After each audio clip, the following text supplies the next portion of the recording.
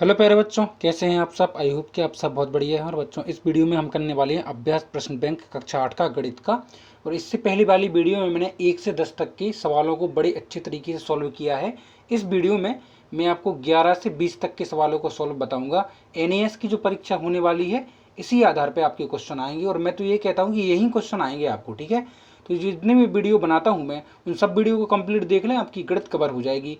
Description में link है, वहाँ से जाकर आप अभ्यास टेस्ट पेपर और मॉक टेस्ट का जो हल है, वहाँ से जाकर आप उनको चेक कर सकते हैं और सॉल्व कर सकते हैं। ठीक है बच्चों, चलिए शुरू करते हैं। वीडियो को लाइक और चलो सब्सक्राइब जरूर कर दें, जिससे अगली वीडियो का नोटिफिकेशन आपको जल्दी से जल्दी मिल जाए। ठीक है, देखिए चलते हैं हम 11वें क्वेश्चन पर। ठीक है, 11वां क्वेश्चन क्या है देख लेते हैं बच्चों। पेन कॉपी लेकर बैठे, ठीक है, आपको भी इनको सॉल्व करना है। क्वेश्चन है, शुभम ने अपने कमरे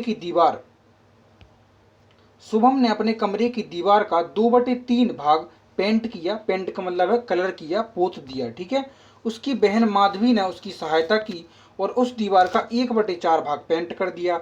अब दीवार का कितना भाग पेंट करने के लिए बचा हुआ है, तो मैं आपको बच्चों बता दूं। देखो, 2/3 भाग तो शुभम ने पेंट कर लिया था, प्लस 1/3 भाग जो है उसकी बहन ने। तो टोटल हम इनको जोड़ेंगे तो आंसर आ जाएगा 3/3 भाग। मतलब अब बिल्कुल भी शेष फल नहीं बचा है जिसको वे पेंट कर सकें। इसका मतलब 3 में से 2 भाग तो उसने पोत लिए, 3 में से 1 भाग जो है उसकी बहन ने कलर कर दिया। तो टोटल 3 में से तीनों भाग पुत गए ना, अब कुछ नहीं बचा।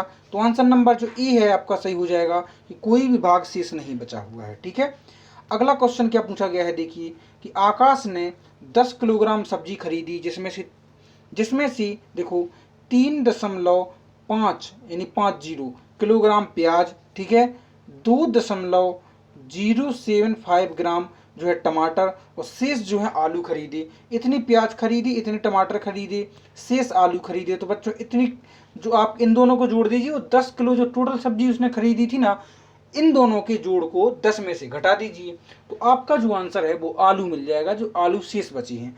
तो ये प्याज है और ये जो है आपके टमाटर हैं, तो इनको जोड़ेंगे तो 5, 7, 5.5, 5.575।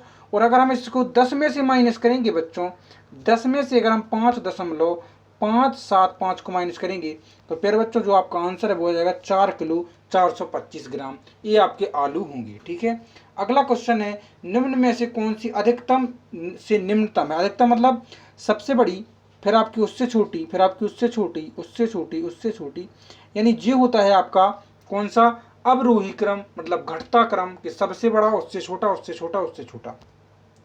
तो बच्चों चारों ऑप्शन में जो आपकी संख्याएं हैं वो एक जैसी दी गई हैं, तो हमें बस ये चेक करना है कि चारों में से कौन सी बड़ी है। तो देखो बच्चों, चारों में से बड़ी है आपकी 0.444। ठीक है, तो 0.444 एक में है कौन सी, ऑप्शन नंबर डी में जो है सबसे पहले रखी गई है, सबसे बड़ी। तो ऑप्शन डी जो है बिल्कुल सही हो जाएगा आपका आंसर। ठीक है, अगला क्वेश्चन क्या है, देखो 7/8 मीटर तार के 2 टुकड़े किए जाते हैं।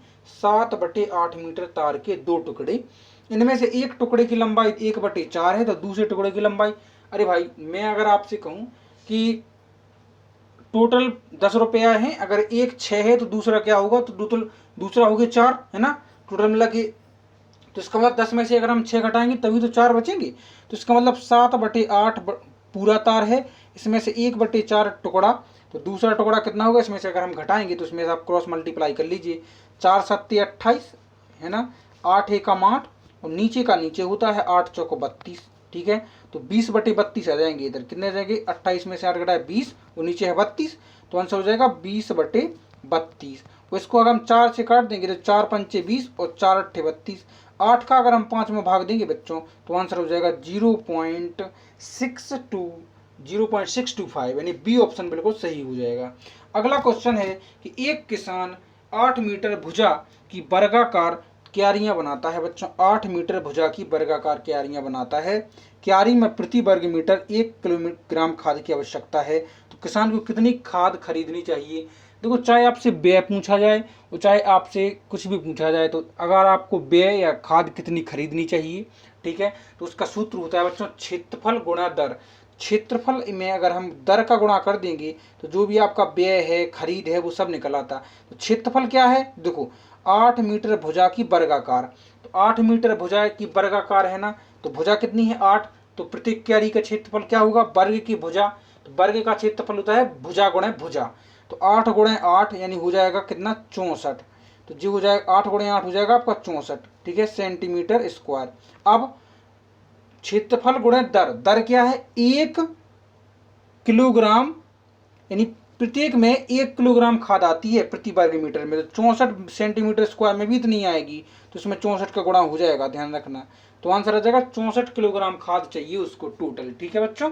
अगला है एक आयतकार भूखंड का क्षेत्रफल है 440। देखो आयतकार भूखंड में आपको बना के देता हूँ, ये है आपका आयतकार भूखंड, इसका क्षेत्र, ये आपकी लंबाई हो गई और ये हो गई आपकी चौड़ाई। इन दोनों का अगर हम L इंटू बी करेंगे, लंबाई गुणा चौड़ाई, तो हमारे पास क्षेत्रफल निकल के आता है बच्चों, ठीक याद रखना, ठीक है। यानी आयत का क्षेत्रफल होता है लंबाई गुणा चौड़ाई, ठीक है। एक चीज क्लियर, आपसे पूछा गया है इसकी लंबाई 22 मीटर हो तो चौड़ाई कितनी होगी। जब बच्चों लंबाई और चौड़ाई का गुणा क्षेत्रफल बनता है बराबर क्षेत्रफल, तो क्षेत्रफल तो आपको इधर दिया गया है कि लंबाई, देखो यदि इसकी लंबाई नहीं, लंबाई आपको दी है गुणा चौड़ाई हमें पता नहीं है, बराबर क्षेत्रफल है 440। अब 22 से इसको हम डिवाइड देंगे तो x बराबर आ जाएगा 20, यानी यही आपकी जो चौड़ाई है, ठीक है, यानी 20 मीटर जो है आपकी चौड़ाई हो गई। अगला क्वेश्चन है 17वां, एक आयत का परिमाप है 130 सेंटीमीटर। अब ये आयत का परिमाप बराबर क्या होता है कि सभी भुजाओं का जोड़।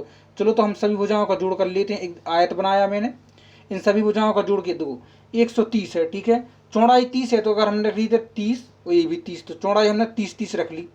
इन चारों भुजाओं का जोड़ है 130। अगर हम इन दोनों को जोड़ को निकाल दें तो यानी 60 को निकाल दें इसमें से, तो बचेंगे हमारे पास कितने 70, तो 70 हो जाएगा क्या, क्या हो जाएगा जी आपकी लंबाई हो जाएगी, मतलब ये हो जाएगी आपकी 35 और ये सामने वाली भी हो जाएगी आपकी 35। क्यों, आमने सामने की भुजाएं आपकी बराबर होती हैं आयत की। उनने पहले ही बोल दिया कि चौड़ाई है 30, तो ये 30 ये रख दी, बाकी बचे 70, ठीक है, क्योंकि 130 सबका जोड़ है, तो 35 हो जाएगी ये। अब उनने पूछा कि क्षेत्रफल बताइए, तो बच्चों क्षेत्रफल बराबर होता है लंबाई गुणा चौड़ाई, तो 30 और 35 का यदि हम गुणा कर लेंगे तो हमारे पास आंसर आ जाएगा 1050 वर्ग सेंटीमीटर, ठीक है बच्चों। आई होप कि आपको समझ में आ गया होगा। अगला क्वेश्चन है, चित्र में प्रदर्शित आपको छायांकित भाग दिख रहा है और अछायांकित, इनमें अंतर बताना है इनके क्षेत्रफल में। तो देखो बच्चा, ये है अछायांकित और ये है छायांकित जिसमें कलर भरा हुआ है। पहले हम अछायांकित भाग का क्षेत्रफल निकालते हैं। देखो क्षेत्रफल होता है लंबाई गुणा चौड़ाई, तो इसकी लंबाई है 7, चौड़ाई है 5, तो 7 पना 35 इस बॉक्स का हो गया, ठीक है। और इस बॉक्स का भी निकाल लेते हैं, इस बॉक्स की लंबाई क्या है 5 है, देखो, और चौड़ाई अगर इधर 7 है तो इधर भी 7 होगी, ठीक है, तो ये मतलब लंबाई चौड़ाई मतलब 7 है, तो 5 गुणे 7 हो जाएंगे अपनी 35।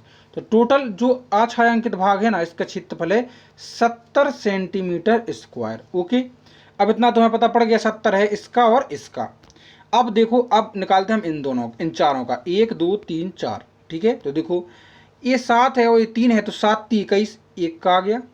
ये 5 है, ये 3 है, तो 3 5 15 इसका आ गया। ये 7 है और ये 3 है, तो 7 3 21 इसका आ गया। 3 और 5 है, तो 5 3 15 इसका आ गया। इनको जोड़ेंगे, 5 5 10, 10 2 12, इनकी 2 हासिल लगाई, 1 2 2 4, 1 5 1 6 और 1 7, तो 72 आ गया। अछायांकित भाग का हमने बताया था 70 है और इसका आ गया आपका 72। इन दोनों में डिफरेंस है 2 का, तो 2 वर्ग सेंटीमीटर का बच्चों इन दोनों में डिफरेंस हो जाएगा। यही आपका फाइनल आंसर है, ऑप्शन नंबर सी। अगला क्वेश्चन है, स्कूल की एक हॉल की लंबाई है 45 मीटर तथा चौड़ाई है 30 मीटर।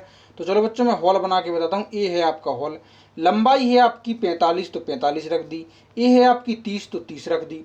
हॉल की छत को सपोर्ट देने के लिए बीच से एक पिलर खड़ा किया गया, ठीक है, और बाकी फर्श पे आपको क्या बिछानी है, टाइल्स बिछानी है, ठीक है।